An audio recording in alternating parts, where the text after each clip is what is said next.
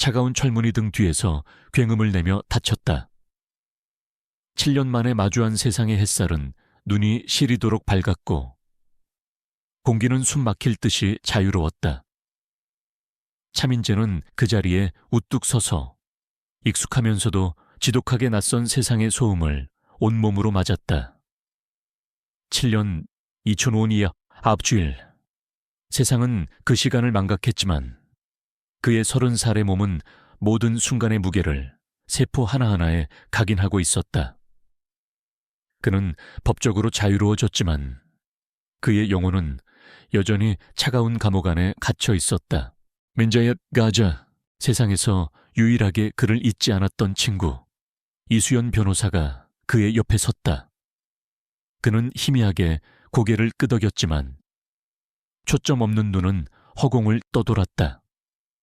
한때 총명함과 열정으로 빛나던 그의 얼굴은 잿빛으로 변해 있었고 모든 감정이 거세된 듯 텅 비어 보였다. 같은 시각 서울의 한적한 외곽에 자리한 작은 동물보호소. 따스한 오후의 햇살이 낡은 소파 위를 비추고 있었다. 그곳에는 시간의 흐름을 온몸으로 증명하는 늙은 개 한 마리가 미동도 없이 누워 있었다. 19살의 별. 녀석의 털은 대부분 하얗게 새었고 군데군데 뭉쳐 있었다. 백내장이 낀 눈은 뿌옇게 흐려 세상을 제대로 담지 못했고 귀는 더 이상 세상의 소리를 듣지 못했다. 잠을 자는 것인지 숨이 멎은 것인지 구분하기 어려울 정도로 녀석의 움직임은 거의 없었다. 별아, 오늘도 잘 버텨줘서 고마워. 보호소의 오 원장이 녀석의 곁에 쭈그려 앉아 부드럽게 속삭였다. 그녀는 불린 사료를 녀석의 입가에 가져다 주었다. 별이는 아주 천천히 힘겹게 혀를 내밀어 몇 번 핥는 것이 전부였다. 오 원장은 수의사가 했던 말을 떠올렸다. 마음의 준비를 해야 한다고. 이미 기적처럼 오래 버티고 있는 것이라고 했다. 그녀는 별이가 그저 마지막 날을 기다리고 있다고 생각했다. 하지만 가끔, 아주 가끔 녀석은 잠에서 깬 듯 고개를 들고 바람이 불어오는 창가 쪽으로 코를 벌름거렸다. 마치 세상 어딘가에서 불어오는 오직 자신만이 맡을 수 있는 희미한 기억의 향기를 쫓는 것처럼. 그럴 때면 오 원장은 생각했다. 어쩌면 별이는 무언가를 혹은 누군가를 기다리고 있는 것일지도 모른다고. 수연의 차는 7년의 세월만큼이나 변해버린 서울의 도심을 달렸다. 민재의 눈에 비친 풍경은 마치 다른 행성처럼 느껴졌다. 모든 것이 너무 높고 너무 빠르고 너무 현란했다. 그는 자신이 이 세상에 속하지 않은 유령이 된 기분이었다. 일단은 내가 마련해둔 곳에서 좀 쉬어. 보상금 문제도 그렇고 앞으로 어떻게 할지 천천히 생각하자. 수연이 위로의 말을 건넸지만 민재의 귀에는 닿지 않았다. 그의 머릿속은 오직 하나의 생각으로 가득 차 있었다. 감옥 안에서 수천 번, 수만 번 되뇌었던 그 이름. 그를 버티게 한 유일한 이유. 마침내 그가 메마른 입술을 열었다. 7년 만에 세상에 내뱉는 그의 의지가 담긴 첫마디였다. 별이는, 우리 별이는 어딨어? 그의 목소리는 쇠가 긁히는 것처럼 거칠었지만 그 안에 담긴 절박함과 사랑은 너무나도 선명했다. 그가 자신의 별을 찾는 순간 자신의 과거를, 자신이 누구였는지를 되찾을 수 있을 것만 같았다. 기묘한 우연이었을까? 민재가 간절하게 별이의 이름을 부르던 바로 그 순간 보호소 소파 위에서 죽은 듯 누워있던 별이가 움찔하고 몸을 움직였다. 녀석은 힘겹게 고개를 들었다. 뿌연 눈동자가 텅 빈 출입문 쪽을 향했다. 그리고 아주 희미하게 거의 들리지 않을 정도의 낑낑거리는 소리가 녀석의 목구멍에서 새어나왔다. 왜 그러니? 별아, 누가 온 것도 아닌데. 그 모습을 본 오 원장이 의아해하며 녀석의 등을 쓸어주었다. 별이는 다시 조용해졌지만 무언가를 감지한 듯 코를 벌름거리는 것을 멈추지 않았다. 시간과 공간을 넘어 두 생명체를 잇는 보이지 않는 끈이 7년 만에 다시 팽팽하게 당겨지고 있었다. 수연이 마련해준 허름한 모텔방. 민재는 낡은 가방을 열었다. 그 안에는 몇 가지 옷가지와 달아빠진 책 한 권, 그리고 작은 사진 한 장이 전부였다. 빛이 바랜 사진 속에는 7년 전에 세상 모든 것을 가질 수 있다고 믿었던 젊고 환한 미소의 차민재가 있었다. 그리고 그의 품에는 까맣고 반짝이는 눈동자를 가진 세상에서 가장 행복해 보이는 강아지 한 마리가 안겨 있었다. 어린 시절의 별이었다. 민재는 떨리는 손가락으로 사진 속 별이의 얼굴을 어루만졌다. 순간 그의 머릿속에 기억 하나가 섬광처럼 스쳐 지나갔다. 눈부신 햇살이 쏟아지던 공원, 까르르 터지던 웃음소리, 부드러운 털의 감촉, 그리고 자신이 어린 별이에게 했던 약속. 형이 꼭 지켜줄게. 평생. 그 기억은 너무나도 선명해서 마치 날카로운 칼날처럼 그의 심장을 찔렀다. 그는 사진을 가슴에 품은 채 무너져 내렸다. 마침내 7년간 단 한 번도 흘리지 않았던 뜨거운 눈물 한 방울이 낡은 사진 위로 떨어졌다. 희미해진 기억의 향기. 그것은 그를 아프게 하면서도 그를 살아가게 하는 유일한 이유였다. 그는 자신의 별을 찾아야만 했다. 반드시 차민재의 하루는 잠에서 깨는 것이 아니라 7년 전의 악몽에서 벗어나는 것으로 시작되었다. 그는 쉬지 않았다. 수연이 마련해준 작은 방에서 밤을 꼬박 새운 그는 동이 트자마자 밖으로 나섰다. 그의 첫 번째 목적지는 한때 그의 집이었던 곳이었다. 하지만 굳게 닫힌 대문은 낯선 문패를 달고 있었고 그의 과거는 이미 다른 이의 현재가 되어 있었다. 그의 세상은 어디에도 남아있지 않았다. 수소문 끝에 그는 시골의 작은 마을로 낙향한 부모님과 겨우 연락이 닿았다. 수화기 너머로 들려오는 부모님의 목소리는 7년의 세월만큼이나 늙고 지쳐 있었다. 그들은 아들의 억울한 옥살이와 세상의 손가락질 속에서 함께 부서져 내렸다. 민재가 별이의 안부를 묻자 아버지는 한참 동안 말이 없었다. 그리고는 힘겹게 그날의 혼돈 속에서 별이를 돌볼 경황이 없어 시의 보호소에 보냈다는 사실을 고백했다. 하지만 어느 보호소였는지, 그 뒤로 어떻게 되었는지는 기억하지 못했다. 전화는 그렇게 끊겼다. 민재는 텅 빈 공중전화 부스 안에서 자신의 마지막 희망이 부서지는 소리를 들었다. 절망의 늪에서 그를 건져 올린 것은 이수연이었다. 그녀는 내가 있잖아 라는 짧은 말과 함께 변호사로서의 유능함을 발휘하기 시작했다. 두 사람은 서울 시내의 모든 동물보호소 리스트를 뽑아들고 무모한 탐색을 시작했다.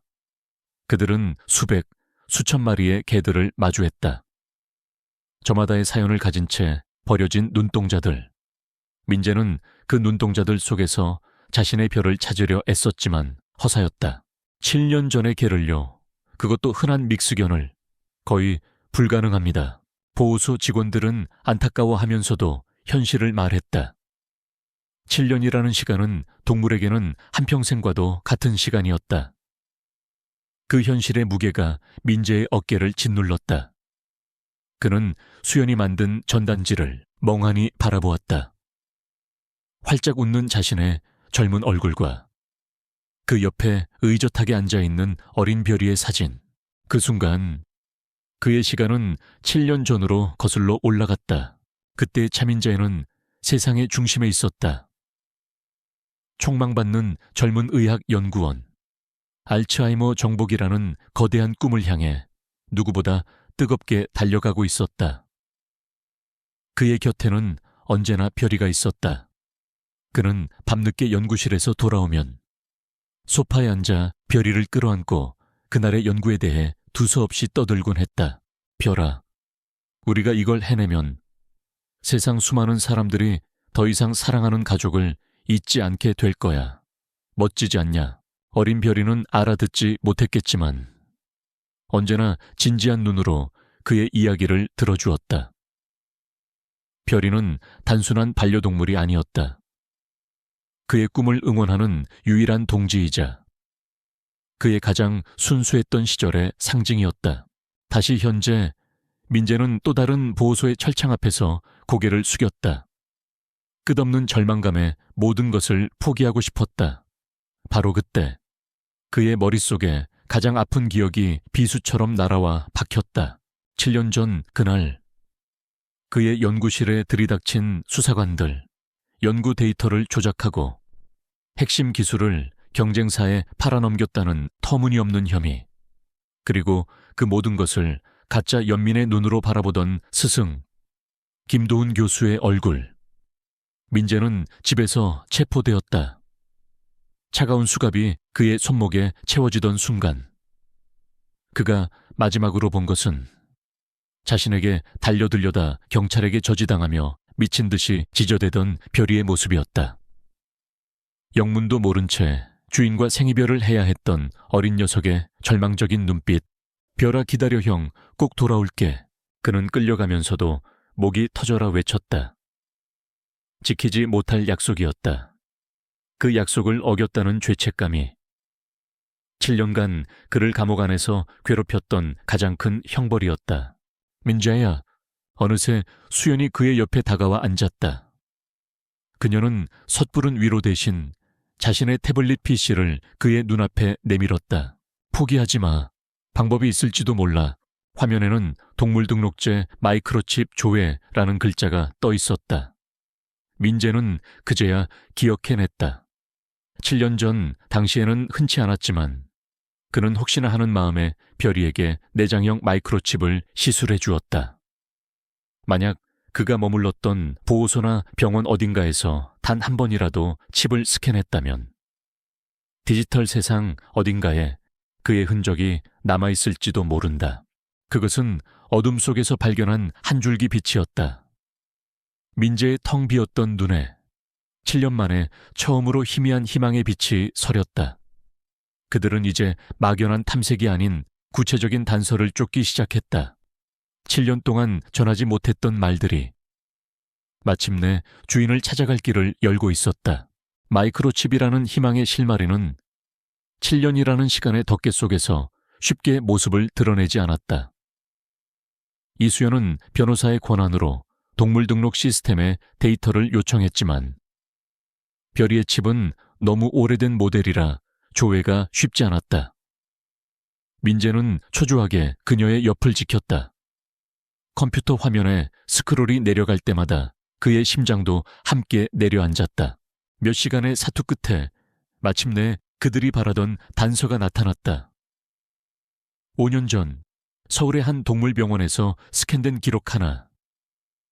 주인 없이 배회하던 노견. 진료 기록에는 그 개가 오 원장의 행복 쉼터라는 작은 사설 보호소로 인계되었다고 적혀 있었다. 주소도 함께였다. 민재는 자리에서 벌떡 일어났다. 심장이 미친 듯이 뛰기 시작했다. 5년 전의 기록.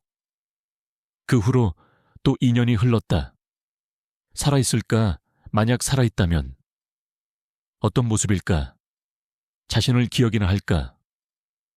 수많은 질문과 불안이 그의 머릿속을 헤집었지만 단 한 가지는 확실했다. 그는 가야만 했다. 수연이 운전하는 차 안에서 민재는 아무 말도 하지 못했다. 그는 차창 밖으로 스쳐 지나가는 풍경을 보며 7년 전의 별이를 떠올렸다. 바람처럼 달리던 녀석, 공을 던져주면 쏜살같이 물어오던 총명한 녀석. 하지만 곧이어 19살이 되었을 별이의 모습을 상상했다. 사람의 나이로 치면 100살이 훌쩍 넘는 나이. 민재는 혹시라도 너무 늦었을까봐, 자신을 영영 용서할 수 없게 될까봐 두려웠다. 마침내 차가 목적지에 도착했다. 오 원장의 행복 쉼터. 그곳은 크고 화려하진 않았지만 깨끗하게 관리되고 있었고 평화로운 기운이 감돌았다. 그들을 맞이한 오 원장은 인상 좋은 중년 여성이었다. 민재는 떨리는 목소리로 빛바랜 사진 한 장을 내밀었다. 혹시 이 개를 보셨습니까? 오 원장은 사진을 보고 이내 눈을 동그랗게 떴다. 아, 별이, 우리 별이로군요. 민재의 심장이 멎는 듯 했다. 살아있었다. 별이는 살아있었다. 하지만 오 원장은 안타까운 표정으로 덧붙였다. 그런데 많이 늙었어요. 거의 보지도 듣지도 못하고 요즘엔 거의 움직이지도 않아요. 그저 마지막을 준비하는 것처럼 오 원장은 민재를 보수 안쪽 햇살이 가장 잘 드는 곳으로 안내했다. 그곳에 민재의 기억 속 모습과는 너무나도 다른 하얗고 마른 몸을 웅크린 채 잠들어 있는 별이가 있었다. 7년의 세월이 남긴 잔인한 흔적 앞에서 민재는 가슴이 무너져 내리는 것 같았다. 미안함과 죄책감이 파도처럼 밀려왔다. 그는 소리 나지 않게 조심스럽게 별이에게 다가갔다. 녀석은 깊은 잠에 빠져 미동도 없었다. 민재는 그 앞에 조용히 무릎을 꿇었다. 녀석의 얕고 느린 숨결을 그저 바라볼 뿐이었다. 차마 만질 수가 없었다. 자신 때문에 고생만 하다 늙어버린 이 작은 생명체를 어루만질 자격이 없는 것 같았다. 그의 눈에서 뜨거운 눈물이 뺨을 타고 흘러내렸다. 그는 별이의 귀에 거의 들리지 않을 정도로 가까이 다가가 속삭였다. 7년의 세월을 뛰어넘는 그의 영혼이 담긴 한마디였다. 별아, 형 왔어. 나야, 민재 형. 처음에는 아무 반응도 없었다. 민재의 심장이 절망으로 가라앉으려던 바로 그 순간이었다. 별이의 코가 아주 미세하게 실룩거렸다. 한 번, 그리고 또 한 번. 세상의 모든 소리와 빛을 잃어버렸지만 녀석의 몸 가장 깊은 곳에 각인되어 있던 단 하나의 향기. 녀석은 그 향기를 기억해냈다. 세상의 소리를 듣지 못하던 귀가 희미하게 떨렸다. 그리고 아주 천천히, 믿을 수 없을 만큼 느리게 녀석의 꼬리가 바닥을 툭 하고 한 번 쳤다. 그리고 다시 한 번 흐릿한 막에 덮인 눈이 힘겹게 떠졌다. 앞은 제대로 보이지 않았지만 녀석은 목소리와 향기가 들려온 쪽으로 고개를 돌렸다. 목구멍에서 녹슨 기계가 돌아가는 듯한 낑낑거리는 소리가 새어나왔다. 그것은 혼란과 그리움과 그리고 마침내 끝난 기다림에 대한 안도가 뒤섞인 소리였다. 그리고 기적이 일어났다. 별이는 남아있는 모든 생명의 힘을 끌어모으는 듯 부들부들 떨리는 앞다리로 몸을 일으켰다. 비틀거리며 쓰러질 듯 위태롭게 몇 걸음.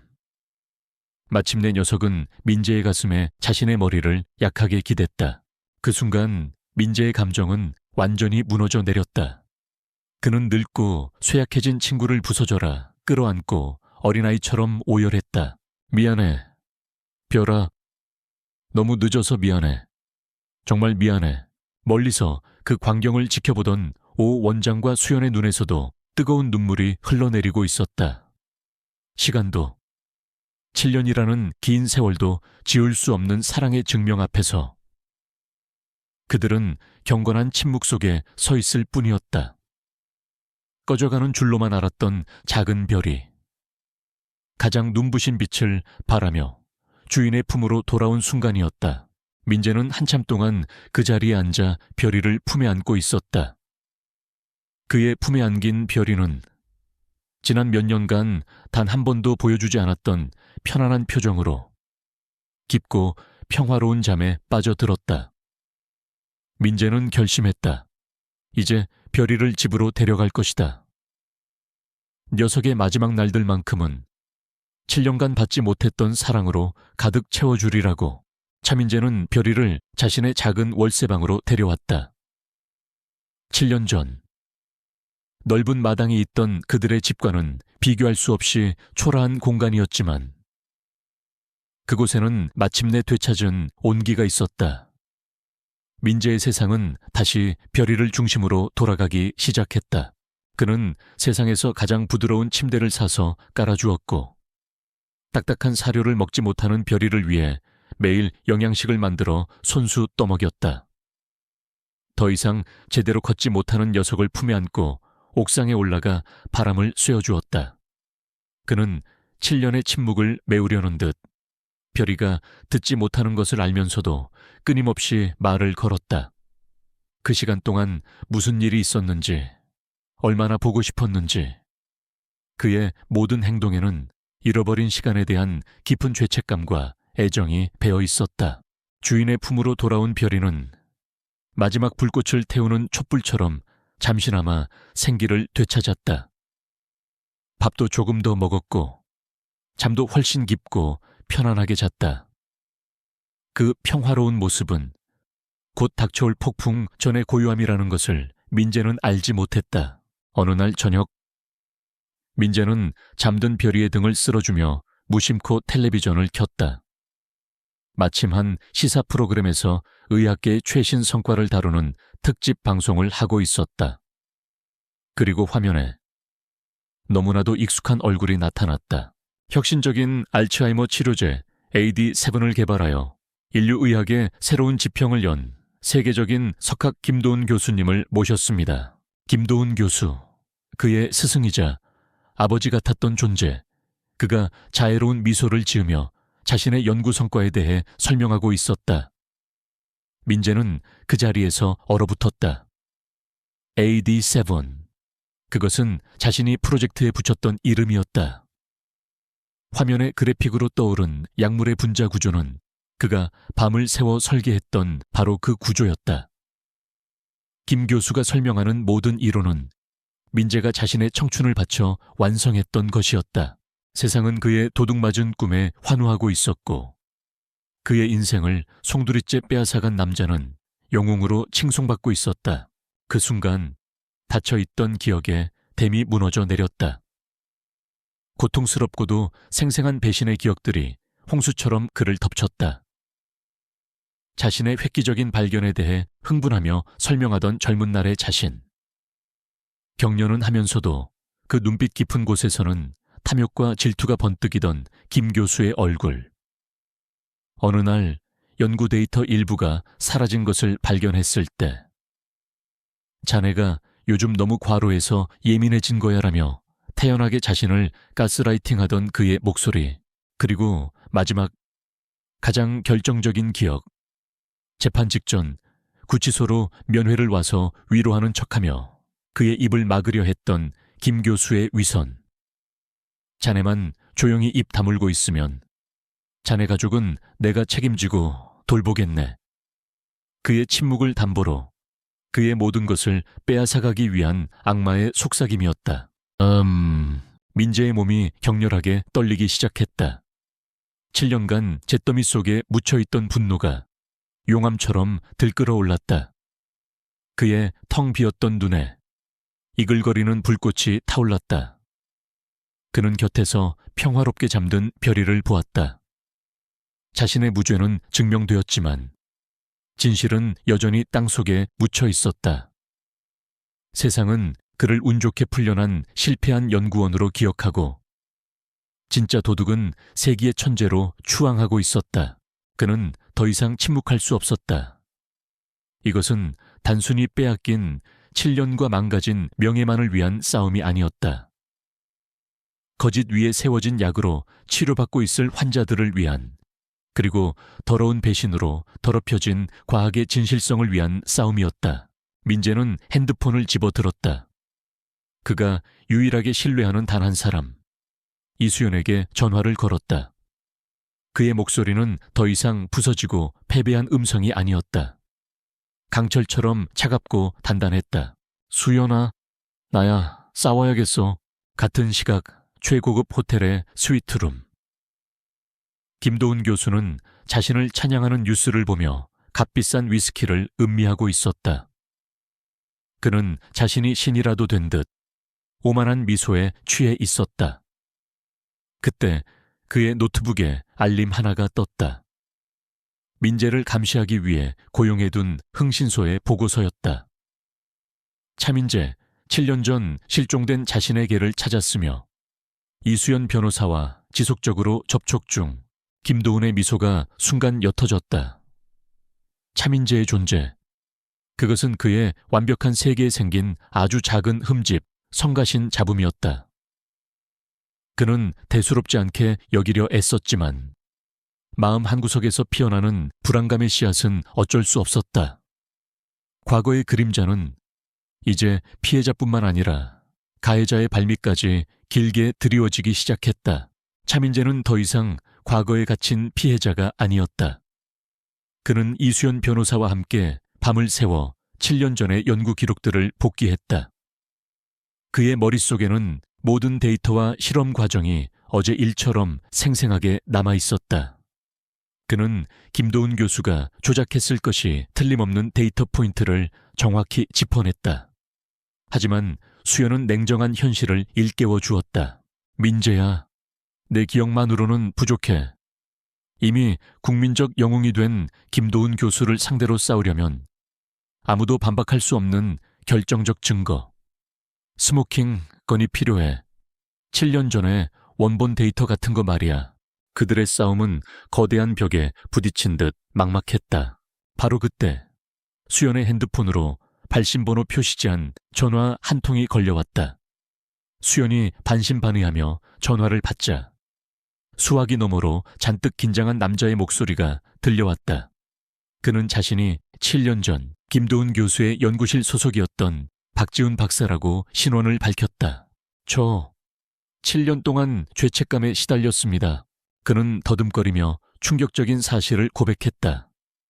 자신이 바로 김 교수의 지시를 받고 데이터를 조작하고 민재에게 누명을 씌우는 데 가담했던 장본인이라는 것이었다. 그리고 그는 폭탄 같은 말을 터뜨렸다. 차마 원본 데이터는 지울 수가 없었습니다. 7년 동안 아무도 모르게 낡은 외장 하드에 보관하고 있었습니다. 그들이 그토록 찾아 헤매던 스모킹 건이었다. 하지만 박지훈 박사는 두려움에 떨고 있었다. 김 교수의 권력과 인맥을 잘 아는 그는 만약 자신이 나섰다가 가족까지 위험해질 것을 걱정했다. 그는 돕고 싶지만 약속할 수는 없다는 애매한 말을 남기고 전화를 끊었다. 새로운 희망의 빛이 비치는가 싶더니 또 다른 비극의 그림자가 드리워졌다. 민재의 품으로 돌아와 잠시 생기를 되찾았던 별이의 건강이 급격하게 악화되기 시작한 것이다. 녀석은 더 이상 거의 먹지 못했고 고개를 드는 것조차 힘겨워했다. 민재는 별이를 안고 병원으로 달려갔다. 진단 결과는 절망적이었다. 신부전, 노견에게 찾아오는 마지막 단계. 수의사는 고통을 끝내주기 위한 안락사를 조심스럽게 권유했다. 민재는 단호하게 고개를 저었다. 그의 눈에는 눈물이 가득했지만 목소리는 흔들리지 않았다. 아닙니다. 별이는 고통스러워도 제 곁에 있고 싶을 겁니다. 저도 마찬가지고요. 그는 별이를 집으로 데려와 마지막 순간까지 자신의 품에서 돌보기로 결심했다. 이제 민재에게 시간은 금보다 더 귀한 것이 되었다. 박지훈 박사는 여전히 망설이고 있었고 별이에게 남은 시간은 얼마 없었다. 이 절박한 상황은 역설적으로 민재를 더욱 강하게 만들었다. 그의 싸움은 이제 추상적인 정의 구현이 아니었다. 7년간 자신을 기다려준 충직한 친구가 살아있는 동안 주인의 명예가 회복되는 것을 보여주어야만 하는 구체적이고도 절실한 마지막 임무가 되었다. 그는 낮에는 극진하게 별이를 간호했고 밤에는 수영과 함께 박지훈 박사를 설득하고 싸움을 준비했다. 얕은 숨을 몰아쉬며 잠든 별이를 내려다보며 민재는 나지막이 속삭였다. 조금만 더 버텨줘, 별아. 형이 이기는 거 내 두 눈으로 꼭 보게 해줄게. 이게 우리 둘의 마지막 임무야. 그의 목소리를 알아들은 듯 별이가 희미하게 꼬리를 한번 툭 쳤다. 그 작은 움직임이 민재에게는 100마디 말보다 더 큰 힘이 되었다. 결정의 순간은 예기치 않게 찾아왔다. 박지훈 박사는 텔레비전에서 김도훈 교수가 자신의 도둑질한 연구로 글로벌 제약사와 파트너십을 체결하는 기자회견 예고를 보았다. 도둑의 성공이 정점에 달하는 순간이었다. 바로 그때 수연이 그에게 사진 한 장을 문자로 보내왔다. 링거를 맞으며 잠든 늙은 별이를 민재가 너무나도 애틋한 눈빛으로 돌보고 있는 사진이었다. 그리고 그 아래에는 짧은 메시지가 적혀 있었다. 이것이 차민재 씨가 싸우는 이유입니다. 화려한 성공의 정점에 선 김도훈의 모습과 꺼져가는 생명 앞에서 모든 것을 거는 민재의 모습. 그 극명한 대비는 마침내 박지훈의 마지막 양심을 흔들었다. 그는 수연에게 다시 전화를 걸었다. 그의 목소리는 더 이상 망설이지 않았다. 단호하고 결연했다. 만나시죠. 외장 하드를 드리겠습니다. 그리고 제가 증언하겠습니다. 마지막 퍼즐 조각이 맞춰졌다. 이제 복수를 위한, 아니, 진실을 위한 모든 준비가 끝났다. 거대한 거짓에 성을 무너뜨릴 마지막 싸움의 무대가 마련되고 있었다. 기자회견이 열리는 특급 호텔의 컨벤션 홀은 거짓으로 쌓아 올린 바벨탑처럼 화려했다. 수백 개의 카메라 플래시가 터졌고 거대 제약사와 대학의 로고가 선명하게 빛났다. 그 중심에 선 김도훈 교수는 인류를 구원한 성인처럼 인자하고도 자신감 넘치는 미소로 박수갈채를 받고 있었다. 기자회견장으로 향하기 직전 민재는 마지막으로 별이의 곁을 지켰다. 녀석의 숨결은 이제 너무나도 얕고 희미했다. 어쩌면 이것이 마지막이 될지도 모른다는 예감이 그의 심장을 핥히었다. 그는 조심스럽게 별이를 쓰다듬으며 이것이 그들의 마지막 약속임을 속삭였다. 별아, 형 다녀올게. 우리가 옳았다는 거 세상에 꼭 알리고 올게. 그러니까 조금만, 아주 조금만 더 기다려줘. 그는 자신의 낡은 셔츠 조각을 떼어 별이의 곁에 놓아주었다. 자신의 향기가 담긴 마지막이고도 절박한 연결고리였다. 민재와 수연, 그리고 굳은 결심을 한 박지훈 박사가 기자회견장에 도착했을 때 철통 같은 경호원들이 그들을 가로막았다. 바로 그 순간 수연이 변호사로서의 역량을 발휘했다. 그녀는 연구 결과에 대한 저작권 침해를 주장하는 법원의 접근 금지 가처분 신청서를 경호팀에 제시했다. 예상치 못한 법적 공방에 당황한 주최 측이 법무팀과 연락을 취하며 혼란에 빠진 그 짧은 틈, 민재는 그 틈을 놓치지 않았다. 그는 경호원들을 뚫고 단상을 향해 망설임 없이 걸어갔다. 혼란의 모든 시선과 카메라가 일제히 그에게로 향했다. 그가 마이크를 잡기 직전 상황을 파악한 김도훈 교수의 얼굴이 경악과 분노로 일그러졌다. 네온 누구냐? 경비 뭐 하는 거야? 저 사람 끌어내. 하지만 민재의 목소리가 먼저 홀 전체에 울려 퍼졌다. 그의 목소리는 강철처럼 차갑고도 단단했다. 제 이름은 차민재입니다. 7년 전 바로 당신 김도훈 교수의 손에 제 모든 것을 빼앗기고 감옥에 갔던 연구원입니다. 장내에 있던 모든 사람들이 숨을 죽였다. 생방송으로 송출되던 카메라가 그의 얼굴을 클로즈업했다. 민재는 복잡한 데이터부터 꺼내지 않았다. 그는 이 거대한 사기극에 희생양이 치러야 했던 인간적인 대가부터 이야기하기 시작했다. 당신이 세계적인 석학으로 칭송받고 부와 명예를 누리는 지난 7년간 저는 차가운 감옥에서 55일이라는 시간을 보내야 했습니다. 그의 목소리가 미세하게 떨리기 시작했다. 그리고 저에게는 19살의 늙은 개가 있습니다. 7년 전 제가 돌아오겠다는 약속 하나만 믿고 눈이 멀고 귀가 먹은 채로 죽음의 문턱에서 저를 기다려준 제 유일한 가족입니다. 그의 목소리에는 7년의 세월이 담긴 슬픔과 분노, 그리고 사랑이 담겨 있었다. 그 어떤 데이터보다도 진실한 그의 이야기는 기자들과 시청자들의 마음을 뒤흔들었다. 김도훈 교수가 새빨간 거짓말이야 라고 소리치는 순간 민재는 홀 뒤편을 향해 신호를 보냈다. 그리고 여기 그 모든 진실을 증명할 사람이 있습니다. 두려움을 이겨낸 박지훈 박사가 외장 하드를 손에 들고 앞으로 걸어 나왔다. 그는 떨리는 손으로 외장 하드를 대형 스크린에 연결했다. 화면에는 7년 전 날짜가 선명하게 찍힌 연구 책임자 차민재라고 명시된 원본 데이터 파일들이 떠올랐다. 김도훈 교수가 발표한 데이터와 조작된 부분을 나란히 비교한 그래프가 화면을 가득 채웠다.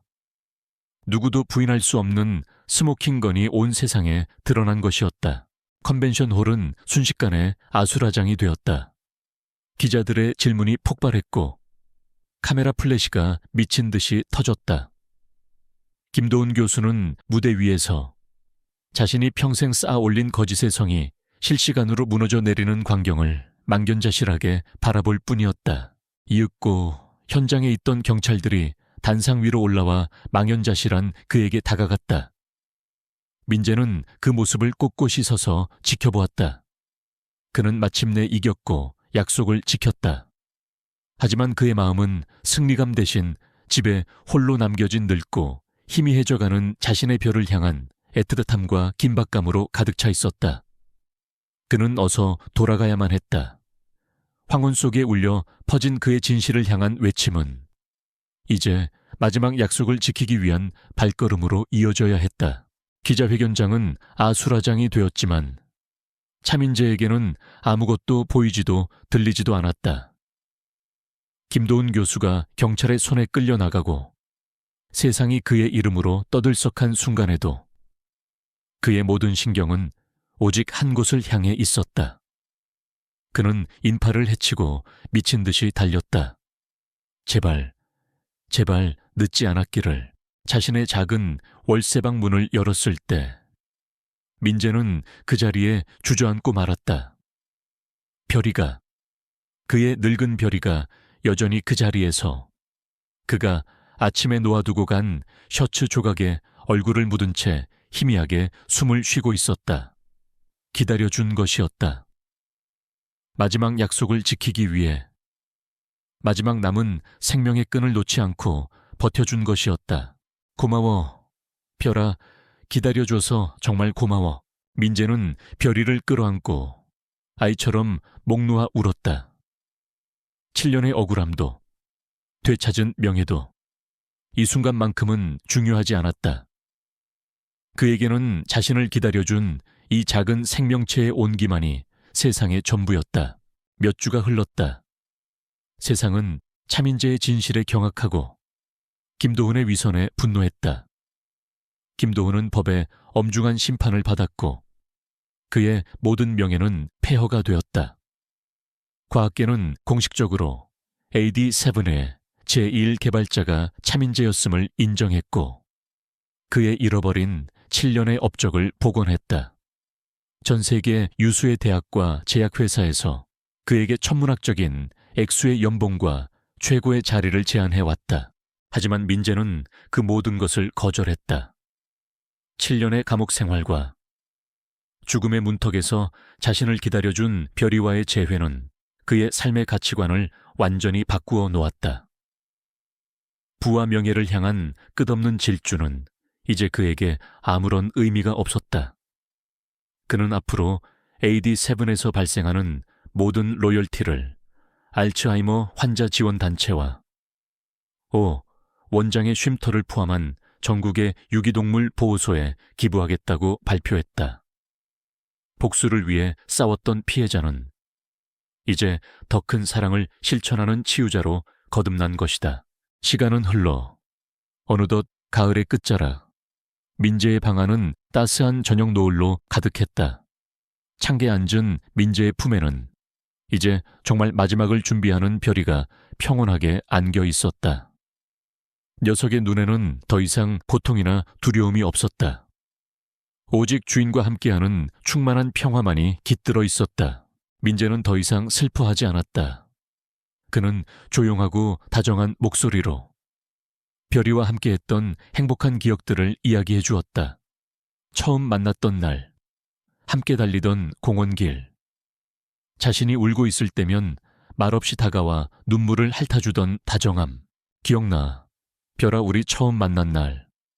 넌 세상에서 제일 작고 겁 많은 꼬마였는데 어느새 이렇게 커서 형을 7년이나 기다려줬네.